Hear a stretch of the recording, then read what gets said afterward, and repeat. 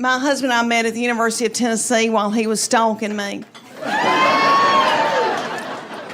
He was so in love with me. And tell me, you said, what'd you say your name was? Because I'm in brain fog. Nick, let me tell you something. I was cute, Nick. I was so cute. I was thin, and I had eyebrows.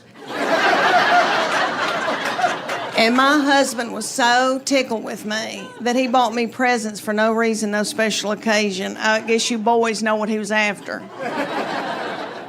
He got it. So now, and that was sinful. It was the 80s. So I had a bunch of kids by him and married him, had a bunch of kids, and then now, Lord, we've been married, it'll be 28 years in April. Thank you. Thank you. Thank you, y'all. I truly believe that he would not pull me out of a burning vehicle.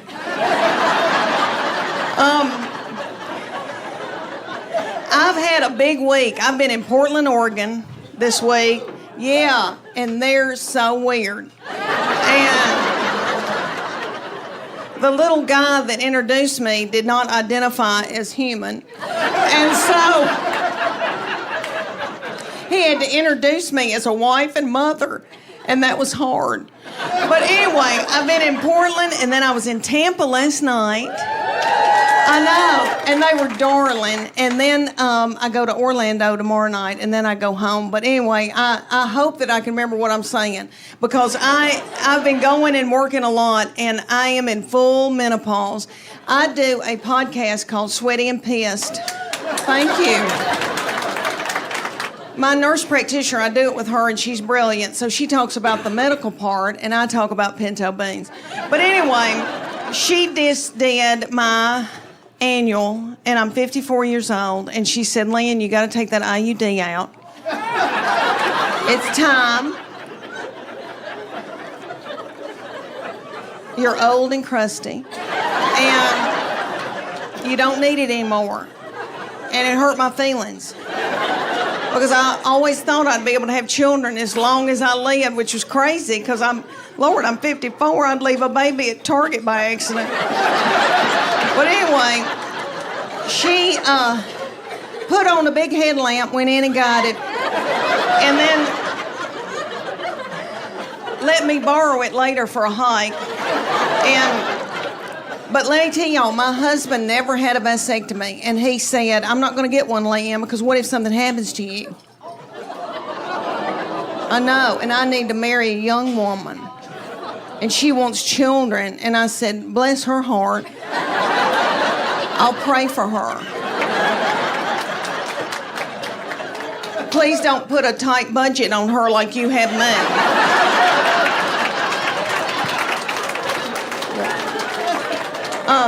Okay.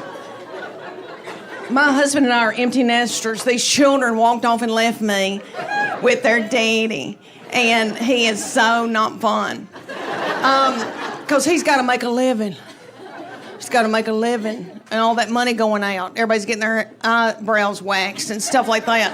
So, and you know, kids walk out of a room, they don't turn the lights out when they leave, and that makes a man a butthole.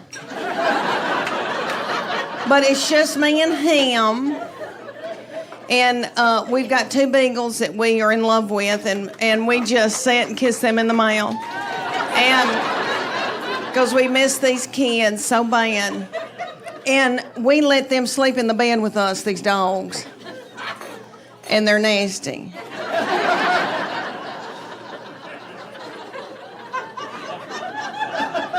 He looks smart. Do you do math? I know it, honey. I get it. I dig it. Okay, so I didn't mean to get off on that tangent. Okay, so we get in the bed. We've got 2 beagles. The oldest one is from Ogden, Utah. My husband got him on a business trip and flew out there on a company plane, and the plane needed to be worked on, and so he went to a parking lot and called me and said, there's a man in a parking lot with a box full of beagles, puppies, and I want one of them. And I said, this isn't a good time for me. And he said, it'll be fine, and hung up the phone. But that beagle has been yummy, and he's now 12 years old. He's a little old man, white in the face. I know he's yummy, and my husband worships him. So we get in the bed, and my husband pulls him up to him and spoons him in the bed. And that old beagle looks at me like,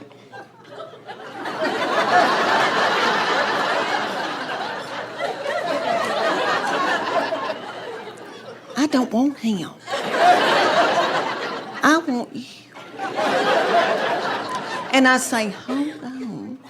And when my husband drifts off to sleep, then that old beagle scooches over and gets in the crook of my legs. All right, and he's a hot, hairy beagle. I'm in full menopause. So menopause, for y'all that haven't gone through it yet, you feel like you're being microwaved from within. And it comes out the top of your head. And it's really bad at night. It's covers off, covers on, covers off, covers on. It makes you bitter. Okay, so anyway, he scooches over and gets in the crook of my leg. So I end up on a king-size bed, about this much room. Then the little beagle, who's a pocket beagle named Gigi, who is yummy, she gets in the bed, turns around several times, backs her little butthole up against my face. And I don't care because I love her. And I just want to sleep, and it's not going to happen. Because when you're in menopause, you don't sleep. And I don't want to get hooked on dope. So I take melatonin, passion flower, GABA, L-theanine, Valerian root, and pray to the dear Lord that I can fall asleep. And just when I get in a deep REM, my husband, about 2 o'clock in the morning, I don't know what happens, but he jostles awake, reaches over, and grabs one of my breasts.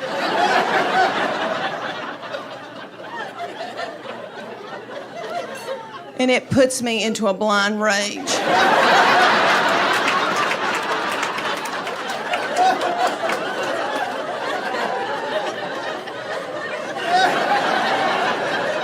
And I know you boys need that. And that's the way God made y'all. And when I get to heaven, I'm going to ask him about it.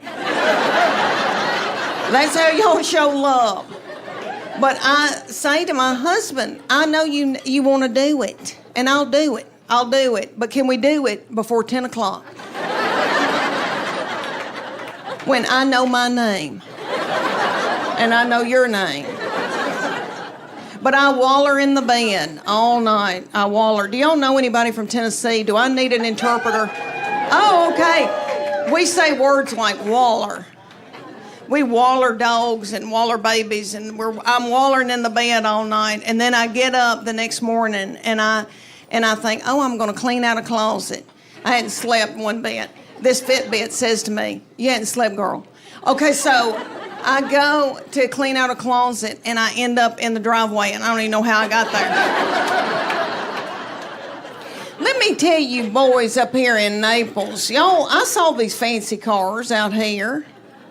My husband is very, very tight with money. Let me tell y'all that I'm driving a 2009 white Honda Pilot that's got 235,000 miles on it. Last year, lights started coming on saying, get out, Leanne.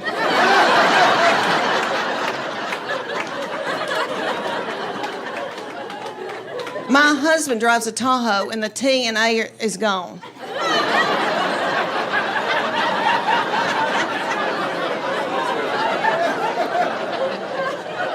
He is very tight and has been saving for our retirement since he was 26 years old. I know. I hope I can live to enjoy it. But he doesn't like to spend money. So anyway, I need to get a new car, and I've been looking out here in this parking lot. If God forbid something happened to him, I'd go on Weight Watchers and come down here.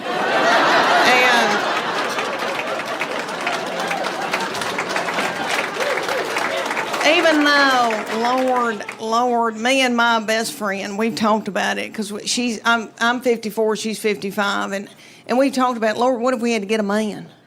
What if we had to get out here and date? I mean, it would cost me $1,000 just for the grooming. I've got something wrong with this toe. Toenail.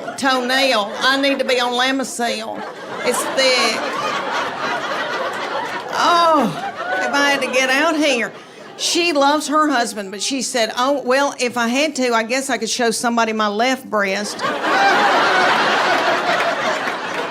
She said, it looks okay. Oh, y'all, all right, let me tell y'all that I've got 3 children I'm in love with, and I wanted more. And I told their daddy I want a 4th baby, and he said, y'all are sucking the financial life out of me. So he bought me a dachshund.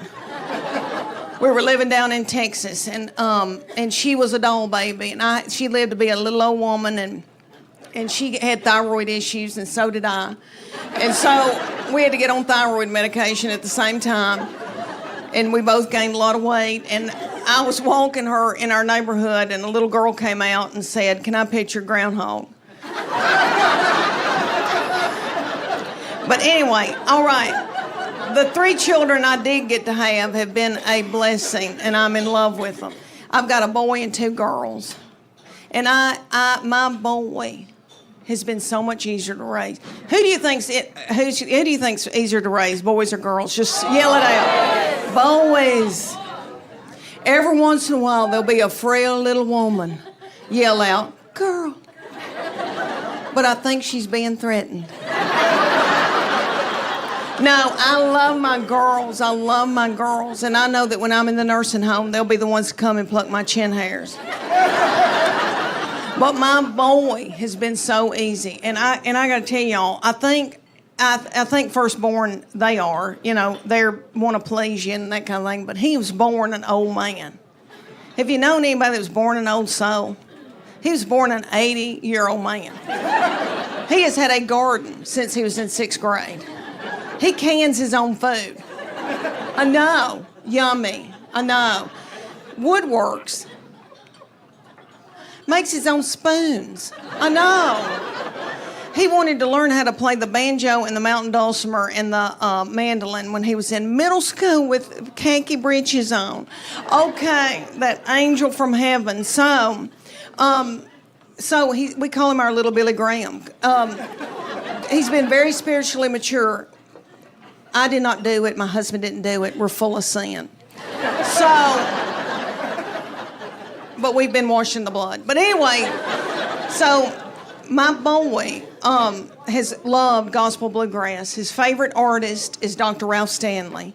Little Dr. Ralph Stanley's no longer with us, but he lived to be in his 90s, and he was the godfather of mountain soul. And he came to Knoxville to the Bijou Theater, and I took my boy, he was about 15, and little Dr. Ralph, they propped him up on stage. Had a little cowboy hat propped up on his head. Almost threw my panties at him. Because that's what you do at Tom Jones. But anyway, I was sitting there listening to Dr. Ralph sing a song about a robin laid an egg on Daddy's grave. And I thought, how many teenagers are listening to this? What are teenagers? I enjoyed my pregnancies and having babies. I did, for the most part. And I noticed these darling little girls walking around in low-rising breeches. Good for y'all. Good for you, my darling. Let your little light shine.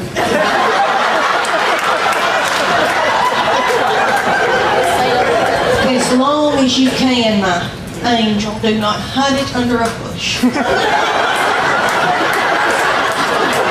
don't be nasty. Nobody's thinking anything nasty. And when I see these darling little girls, and I love it when they come to see the show because I'm so tickled to get to share with them what their future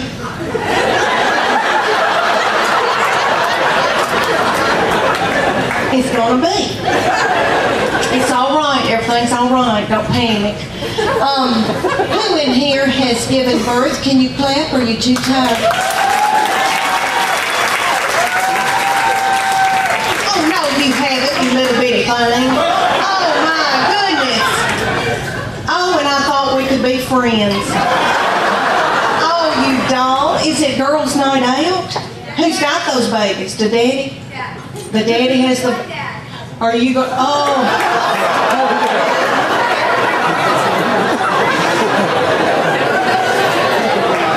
Oh, what are you going to have to do?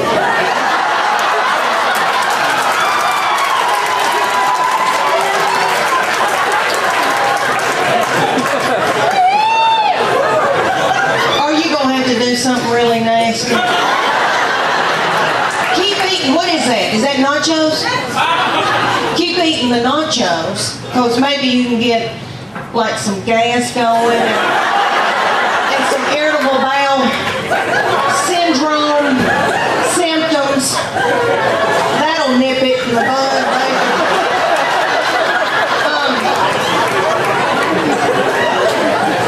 These darling little girls, we're going to share with the ones who haven't had the little babies. The ones who have, they know what I'm talking about. These precious, good-looking men here tonight have witnessed this.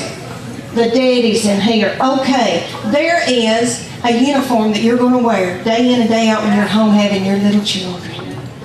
Gray sweatpants, extra large.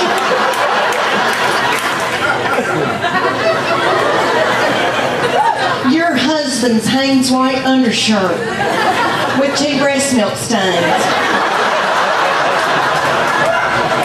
Looking out the window, thinking, where's she going with lipstick on? I want to talk to y'all about, because I am 51 and going through hormonal changes.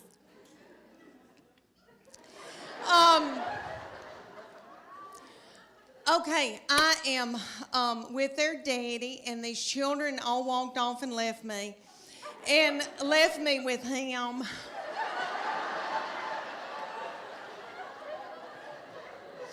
And he's so not fun. And he can't help it. He's that way because he has to make a living for all of us. And he's got a lot on us, and all the money's going out the window, and, you know, because we got 2 in college. We just had 1 get married. But he and I are having to adjust being together for the first time in how many years, you know, before we got married. And so he sends me emoji, kissy faces, and stuff like that. But I am low on progesterone and testosterone. He's low on testosterone, praise God.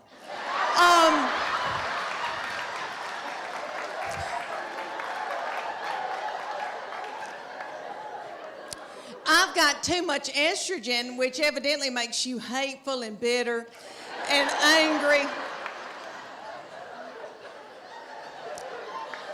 And so I sweat all night, just like I've done jazzercise in the bed all night. And I wake up, I've got sweat right here in the back of my head. My head just looks like fuzz in the back. And my husband, okay, so I put it on 67, and he says, I can see my breath, and that's a lie. But he's having to wear pajamas for the first time in our marriage, and we've got 2 beagle hounds that we're in love with because his children are gone. And so we've got a big one, and he takes the big beagle and spoons the big beagle at night.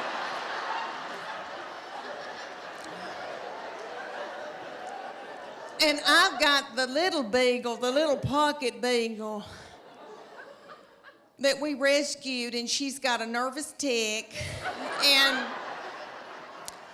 eats our furniture and our fabric like a goat. But anyway, she They sleep in the bed with us, and the bed is so nasty. Okay, so the little beagle, so he's spooning the big one. The little beagle backs her little butthole up to my head.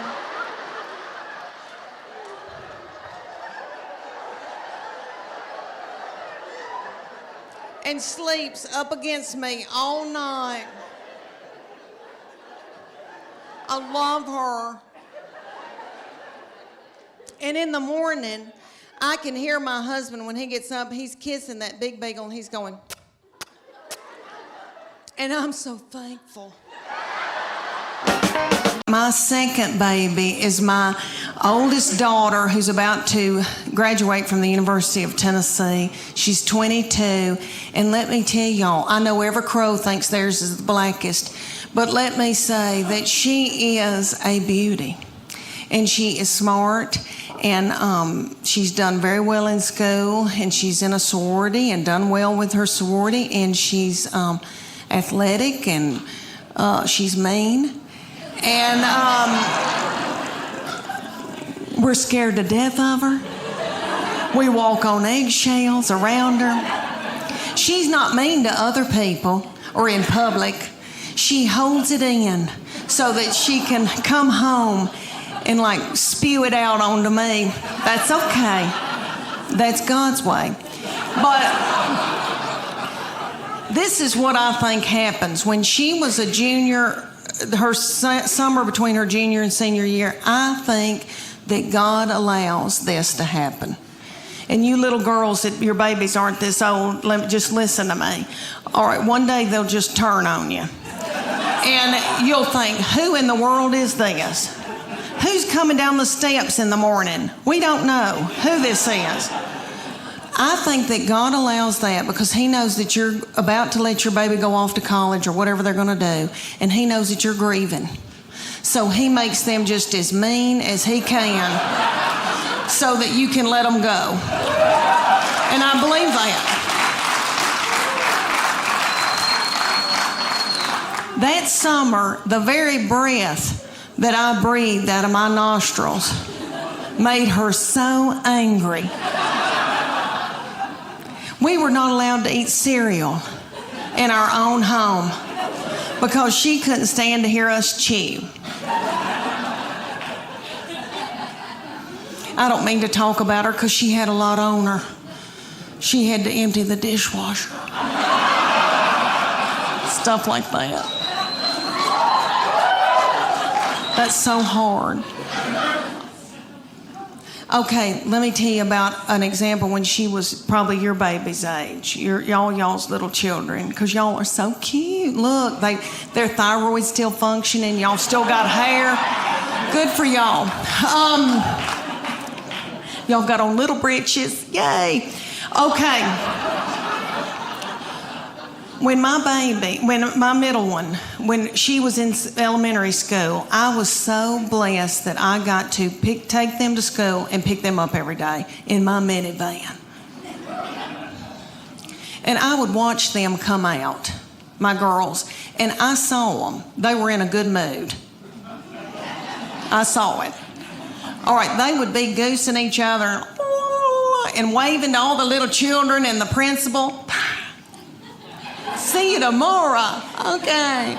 Then they come over to my minivan, get in, slam the door.